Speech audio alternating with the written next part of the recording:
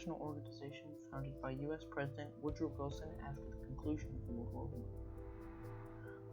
However, there were many flaws in this league which eventually caused its failure. The three main flaws were that it couldn't get the USA, Russia, or Germany to join this organization, it couldn't take effective action on threats because it had no army to do so, and it failed to prevent World War II just 21 years later. The United Nations broke many barriers in world communications and peace, but at the end of the worst war in world history, the globe needed peace. But when the idea of the UN was configured, there were doubt in the minds of many, as the New York Times said.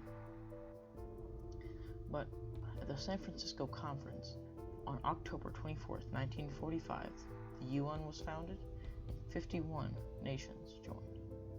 And this time, they got key countries to join, and they stated their objectives, which were peace, security, relations between countries, worldwide cooperation to solve world issues, respecting and promoting human rights, and to serve as a place where countries can coordinate with each other. But with all these objectives, soon the UN became overloaded and they needed a solution.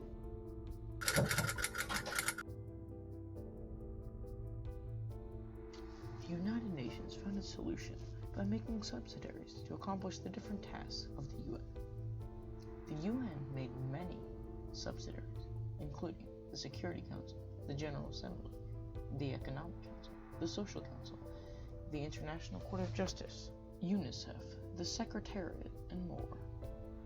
Each subsidiary completes its own individual task. For example, UNICEF is the United Nations International Children's Emergency Fund. They deal with emergencies involving children around the globe. And the International Court of Justice deals with international disputes between countries.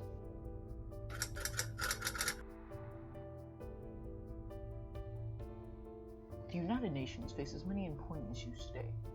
For example, getting every single nation in the world to join. But how they did this was they used simple tactics, because a nation doesn't actually have too much responsibility when they join. And sometimes, in certain situations, a nation actually gains power, because all nations get equal votes in the United Nations. For example, if a small nation joins, like Vatican City for example, they'll have the same amount of power in the UN as a large nation, like the US. And the United Nations has worked on some recent issues, like in 2017 when they sent a task force to help the victims of the Ebola virus. Through establishing world relations, keeping peace, and preventing world war, the United Nations has completed its objectives and broken barriers in the world.